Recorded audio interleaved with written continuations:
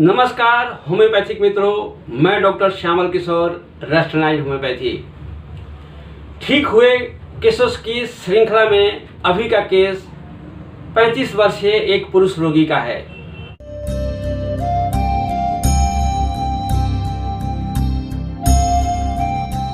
पुरुष रोगी अपने बीमारी के इलाज के लिए अकेले आए। उन्होंने बताया कि डॉक्टर साहब, मुझे सीमेन काउंट की संख्या धीरे धीरे कम होते जा रही है और यही कारण है कि एक बच्चे होने के बाद दूसरा बच्चा अभी तक नहीं हुआ। 8 साल हो गए पहले बच्चे के बाद दूसरे बच्चे के होने में। मैंने बताया कि आपने रिपोर्ट करवाया क्या?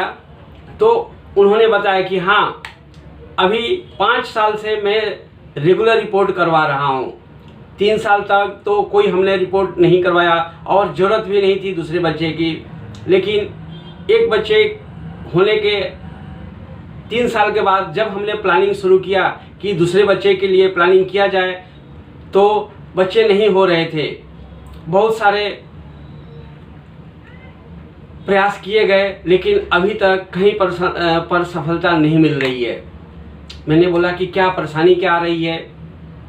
तो रोगी ने बताया कि डॉक्टर साहब, हमारे सीमेन काउंट धीरे धीरे कम होते जा रहे हैं। जब हमने पहली बार चेक करवाया तो 40 मिलियन था, लेकिन उसके बाद जब भी 1 साल में 2 बार हम तो रिपोर्ट करवाते ही हैं, तो डे बाय डे ये डिक्रीज होते जा रहा है और इसके लिए हमने कोई भी डॉक्टर को बाकी नहीं छोड़ा है। जो जहाँ कहता है वहाँ जाते हैं। कोई कहता है कि यहाँ जाओ, वहाँ मैं जाता हूँ, यानी हर तरह का प्रयास। मैं अंधविश्वास को तो नहीं मानता हूँ, लेकिन ऐसे कई जगहों पर भी गया जहाँ से मुझे सफलता के चांसेस लगते हैं। जो जहाँ कहता है वहाँ जाते हैं, कोई डॉक्टर बाकी नहीं रहे हैं। लेकिन असफलताओं के बावजूद भी हमने हिम्मत नहीं हारा है और मैंने प्रयास जारी रखा है। मैं बोला कि इससे आपको परेशानी क्या होती है, क्यों आप चाहते हैं कि दूसरे बच्चे हो? तो उन्होंने बताया कि अभी मात्र एक लड़की है, मैं चाहता हूं कि एक लड़का हो और उसके लिए हम प्रयास कर रहे हैं और हम हिम्मत नहीं हारेंगे डॉक्टर साहब। प्रयास जब तक आप कहेंगे तब तक दवा लेंगे, लेकिन मेरा काउंट बढ़ना चाहिए। अभी जब से हम रिपोर्ट करवा रहे हैं तब से हम देख रहे हैं कि धीरे धीरे काउंट घटता ही जा रहा है और मुझे तो लग रहा है कि कहीं एक दिन ये 0 ना हो जाए। मैंने पूछा 0 ना हो जाए? तो रोगी ने कहा कि डॉक्टर साहब, डे बाय डे काउंट घटता जा रहा है, तो मुझे तो लग रहा है कि कहीं एक दिन ये 0 ना हो जाए, फिर तो चांसेस भी बिल्कुल ख़त्म हो जाएंगे। तो जब तक काउंट है, कुछ है, तो आशा लगी है कि हाँ ये काउंट बढ़ेंगे, लेकिन कभी कभी ऐसा लगने लगता है कि कहीं ख़त्म ना हो जाए और पहले जैसी वो ताकत है वो भी नहीं रही। इसलिए मैं चाहता हूँ कि आप ऐसा कुछ उपाय कीजिए कि ये काउंट जो कम हो रहा है वो बढ़ना शुरू हो जाए, और ये बढ़ना शुरू हो जाएगा फिर मुझे कोई चिंता नहीं रहेगी। इसके लिए हमने हर तरह के उपाय किए, लेकिन सफलता नहीं मिलने से चिंता होती है। मैं बोला कि सबसे बड़ी चिंता क्या है? तो उन्होंने बताया कि चिंता तो कुछ नहीं है, भगवान का दिया हुआ सब कुछ है, लेकिन एक चीज़ की कमी रह गई है और वो मैं चाहता हूँ कि ये पूरा हो जाए और आपसे बहुत उम्मीद के साथ आया हूँ। मैं बोला कि हाँ, मैं दवा देता हूँ और इसमें सफलता मिलेगी।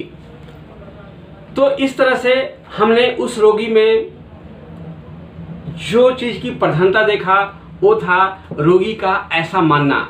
रोगी ऐसा मान रहा था कि दिन प्रतिदिन उसकी क्षमता घटते जा रही है, उसका जो सीमेन काउंट है घटता जा रहा है और उसे लग रहा है कि कहीं एक दिन 0 ना हो जाए। तो हमारे लिए केस आसान हो गया था। जैसा कि आप सभी जानते हैं कि किसी भी केस को हम एनालिसिस रिपर्टरी की मदद से लेते हैं। रिपर्टरी की मदद से हमारा प्रिस्क्रिप्शन बहुत आसान हो गया है। पेशेंट के वर्जन को, पेशेंट के एक्सप्रेशन को हम रिपर्टरी के रूब्रिक्स में बदल देते हैं और यही हमारा आर्ट है। रेस्टलाइज्ड होम्योपैथी में हम उन सभी तकनीक का इस्तेमाल करते हैं जिसमें बहुत आसानी से प्रिस्क्रिप्शन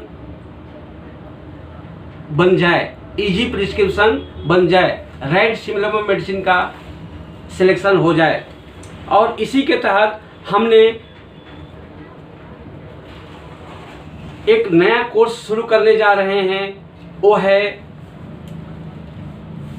जूम पर ऑनलाइन वीडियो क्लासेस, जो कि 1 सितंबर 2020 से हमारा जो बेसिक अंडरस्टैंडिंग होगा art and science of easy prescription, जिसमें हम होम्योपैथी के हर उस तकनीक को समझेंगे बेसिक से लेकर के एडवांस तक, कि कैसे हम पेशेंट के एक्सप्रेशन, पेशेंट के वर्जन, उसके एक्टिविटी पर बहुत आसानी से दवा का हम सिलेक्शन कर सकेंगे। तो चलिए इस केस को हम एनालाइज करते हैं और समझने की कोशिश करते हैं कि हमने कौन सी दवा दिया। इस केस में जैसा कि रोगी ने बताया कि डॉक्टर साहब दिन प्रतिदिन हमारा सीमेन काउंट कम होते जा रहा है। जब पहली बार चेक कराया था तो 40 मिलियन था और जब अभी लास्ट मेरे पास आया था तो 1100 तक पहुंच गया था। तो उसने बताया कि जिस तरह से घटते जा रहा है तो ऐसा लग रहा है कि कहीं एक दिन 0 ना हो जाए। तो यहाँ रिपर्टरी में एक रूब्रिक है, डिल्यूजन सीज सिफर्स। सिफर्स का मतलब होता है शून्य, नगण्य, 0। रोगी को एक बहुत बड़ा शून्य दिखाई दे रहा था। शून्य का मतलब कि डॉक्टर साहब धीरे धीरे ये काउंट घटते जा रहा है, कहीं एक दिन मेरा सीमेन काउंट 0 ना हो जाए, फिर तो प्रेगनेंसी या कंसीव होने के चांसेस भी खत्म हो जाएंगे। तो हमने यहाँ रूब्रिक्स लिया डिल्यूजन सीज सिफर्स और delusion he will come to want, मतलब वो कमी में आ जाएगा, उसके अंदर कुछ भी नहीं रहेगा, क्योंकि डे बाय डे वो घटता जा रहा है। हम यहाँ एक और रूब्रिक्स बना सकते हैं, delusion he is getting thin.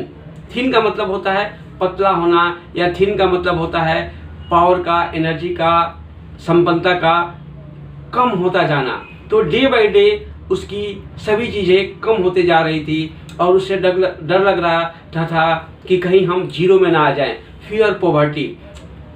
इसके अलावा वो बहुत असफलताओं के बावजूद भी उसने हिम्मत नहीं हारा था। यहाँ पर एक रूब्रिक है परसिवरेंस, मतलब try again and again even after failure. असफलताओं के बावजूद भी उसने हिम्मत नहीं हारा था और बहुत सारे इलाज उसने पिछले 5 सालों में किया। इन सभी रूब्रिकों के आधार पर जो राइट सिमिलर मेडिसिन थी वो थी सल्फर। हमने सल्फर एलएम पोटेंसी में डेली 2 बार देना शुरू किया और दवा देने के बाद से धीरे धीरे उसके काउंट बढ़ते गए और काउंट बढ़ते करते वो 60 मिलियन तक पहुंच गया। उसके बाद उसने करीब 12 महीने लगे इस काउंट को बढ़ाने में और उसके बाद उसकी काउंट बढ़ गए और फलस्वरूप वाइफ को कोई तकलीफ तो थी नहीं, वाइफ कंसीव हुई और ये एक खुशी का समाचार मिला मुझे 12 महीने के बाद। इस तरह से जब हम रोगी के मेन डिस्कम्फर्ट या मेन उसके फीलिंग, मेन सेंसेशन को समझ जाते हैं तो हमारे लिए दवा आसान हो जाता है। यहाँ डिल्यूजन क्या है? डिल्यूजन रोगी का एहसास होता है, रोगी का अनुभव होता है। डिल्यूजन में रोगी बात नॉर्मल टोन में बोलता है और अपनी एहसास को, उसे लगता है कि धीरे धीरे मैं कम होते जा रहा हूँ, धीरे धीरे ये चीज़ें कम होते जा रही है, पावर, एनर्जी, ताकत। और कहीं एक दिन ये शून्य ना हो जाए। उसे क्या चीज़ दिखाई दे रहा था? डिल्यूजन सिफर्स, एक शून्य, अर्थमेटिक जीरो को हम बोलते हैं शून्य, मतलब नगण्य। वहाँ आगे उसको लग रहा था कि कुछ नहीं बचेगा। और उस मेन फीलिंग पर ऐसे हम जब केस टेकिंग करते हैं तो पूरे केस टेकिंग करते हैं, हर चीज़ को जानते समझते हैं, लेकिन ओवरऑल जब आप एक्सपर्ट हो जाएंगे दवा सिलेक्शन में तो रोगी के मेन फीलिंग को यदि आप समझ गए, सेंट्रल फीलिंग को समझ गए, तो आपके लिए भी दवा का सिलेक्शन बहुत आसान हो जाएगा।